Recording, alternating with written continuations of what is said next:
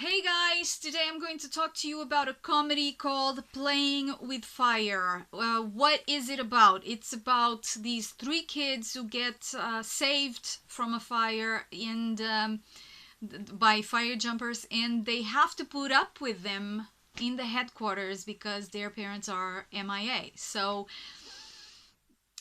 I'm going to tell you the technical stuff first, and then I'm going to tell you what I thought about it. So, director Andy Fickman, he did Race to Witch Mountain, Paul Blart, Mall Cop 2, You Again, Anaconda. The writers are Dan Ewen and Matt Lieberman. Dan Ewen wrote Stillwater, How to Cheat, 32 Hours and 7 Minutes. Matt Lieberman, he did Scoob, The Christmas Chronicles, Free Guy, The Jetsons, The Addams Family 2019 version, Dr. Dolittle, Tale to Chief.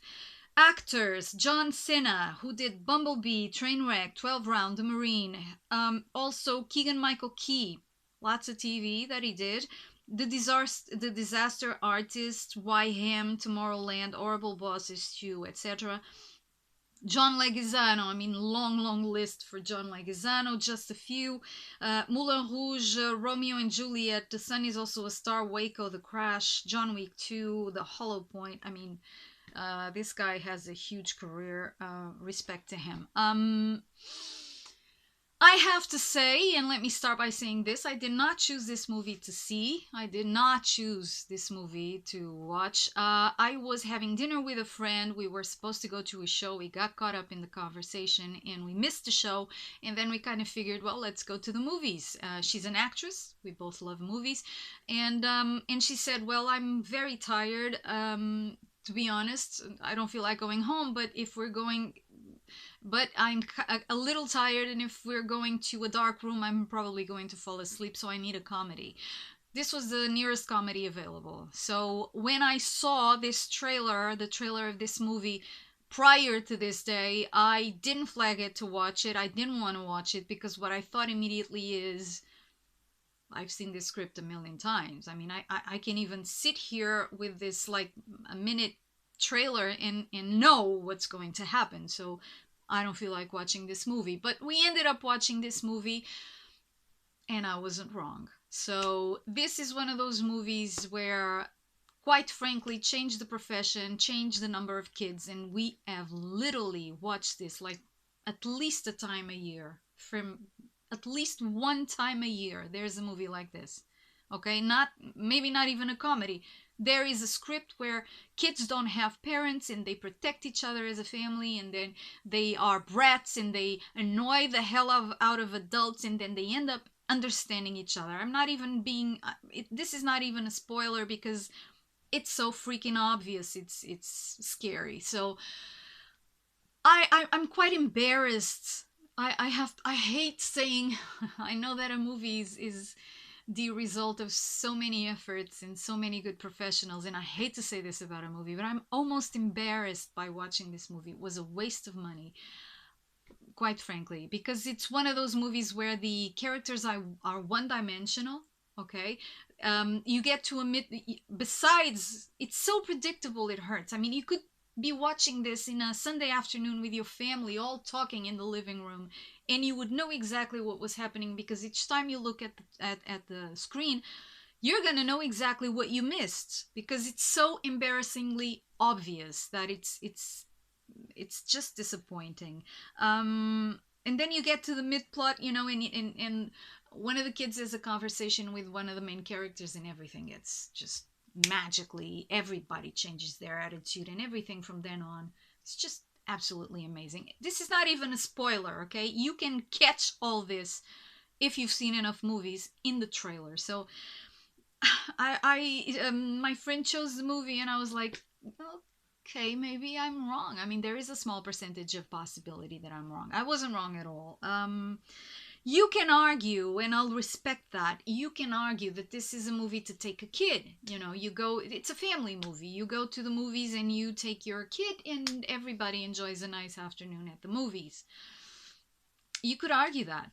But unfortunately, this was rated PG in America, and it was for over 12 years old in Portugal. So please explain this to me, because the script is at the level of an 8-year-old. Okay, an 8-year-old would have a massive blast with this movie, because even the characters are like cartoons. You know, you have the superintendent with his muscles, and it's just that rigid character, and you have the funny guy always misspelling, or not exactly misspelling, but making grammar mistakes, and you have the guy that is always, you know, kissing his boss's ass, and admires him beyond limit, and is his mate, if you will.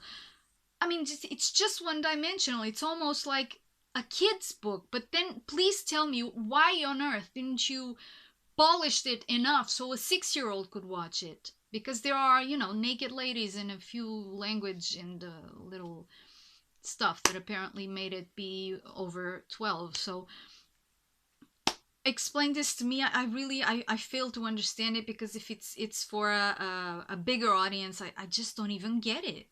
This is a misfire, absolute misfire. If it's on TV, quite frankly, I don't see the reason for that being over 12. I mean, if you see the poster of a naked lady, really, I mean, kids watch that in a soap opera these days, so I don't. But anyway, that's me. I got even a little bit offended by this movie, but I do have to say one thing that is good about it, and the good about it is the performances of, especially, I'm not going to, the kids are super sweet. They're so sweet. I'm not going to evaluate the kids. Even the older kid, she's good, she's okay. But if the movie was up to par with the actors I'm going to mention now, it would have been a really good movie. So those are obviously John Leguizamo. I mean, this guy is a good actor. He's done everything. I mean, he's everywhere. Like, seldomly in main characters, and that is such a shame, because he's a good actor. He's extremely experienced. I haven't seen him that often in a comedy, and quite frankly, I wasn't impressed by it, because I don't think the character in the movie was up to par with him, but I would like to see him again in this register, because he gave it all. And also Keegan-Michael Key. I mean, super funny, super on point, very, very at ease, supernatural. These guys, if the movie was anything like these performances, it would have been a great movie. Unfortunately, it just wasn't. And so I do not, my God, I do not recommend this movie. And I'm so sorry to say it, and I'm so sorry for all the professionals that are involved in it. Don't take me wrong, everything is, you know, lighting, costumes, editing, rhythm, all okay, but it's just a lame story, badly developed, which is such a shame. I mean, such a shame. That's all I have to say about it, unfortunately. Not much more. Let me see if I see my notes. No, that's it. That's it. I've even said enough. Anyway, let's move on to A Blast from the Past. I love this, so I have to show it. A Blast from the Past. So, my blast from the past this week was... Okay, so this week, let me tell you the story, because it's so much better. I sat on my couch, because I try to watch a movie a day at least, and I sat on my couch, turned on my TV, and I was going to choose in my cable box, I was going to choose a movie. And as soon as I turn on the TV, because it's always in a movie channel, so they say, well, next on whatever, I don't even remember the channel, Total Recall. And I was like, oh, cool, I haven't seen it since I was maybe, well, I'm not gonna say a teenager, but not very much after. So cool, Total Recall, I could watch that, I could revive that, that's a good movie, I'm going to watch it. And so I fiddled around until they started the movie, and I was watching Total Recall. And I was like, oh, what the... I think I probably went crazy, because I could have sworn that this movie was with Arnold Schwarzenegger. I mean, in my mind, it's like Total Recall, Arnold Schwarzenegger. So why am I watching Colin Farrell? Am I crazy? It was like a few minutes there. I was like, what is happening here? it's not even what I questioned everything, like my knowledge of movies, everything. I was like, what? Don't take me wrong. I could watch Colin Farrell in the toilet for 2 hours. I mean, the man is gorgeous. Forgive me for saying it. I'm a girl. I like men. I do like men. That may come as a surprise for some. And I could watch him, you know, combing his hair. That would. I was just like, what? But what? How can you say Total Recall and not be with Arnold Schwarzenegger? And then I remembered because I went to IMDb and I watched it, and then it clicked in my mind. I totally dismissed this version. So yes, there is a Total Recall. It was made with Arnold Schwarzenegger. It was made in 1990 by Paul Verhoeven with Sharon Stone as well. And it was just this blockbuster, this amazing movie. And 22 years later, and quite frankly, I was very surprised it was 22 years later, because it clicked on my mind that yes, there was another version. Yes, and I totally dismissed it, even if I do love Colin Farrell. I think he's gorgeous. May I say, I think he's gorgeous. He's a good actor too, but mainly he's just gorgeous. I mean, I'm sorry, this is awful. He's a good actor and he's gorgeous. I totally dismissed it because I was offended that they would be touching such a such a blockbuster, such a present, such a updated, even today. That is one hell of a movie from 1990. I mean, why would they even be touching that? They should, like, at least let another 30 years go by. So I didn't even, you know, set it on my mind. But yes, I was watching Total Recall, second version from 2012 with Colin Farrell and Jessica Biel, directed by Len Wiseman. And quite frankly, they kept the good stuff. And they didn't change almost anything, quite frankly. I mean, there are obviously, I'm not going to analyze scene by scene because I wouldn't even remember, but there is one difference. And that is also, and this was what I thought afterwards. It's an interesting, very interesting exercise to watch one and then watch the other, because it's a little bit of movie history.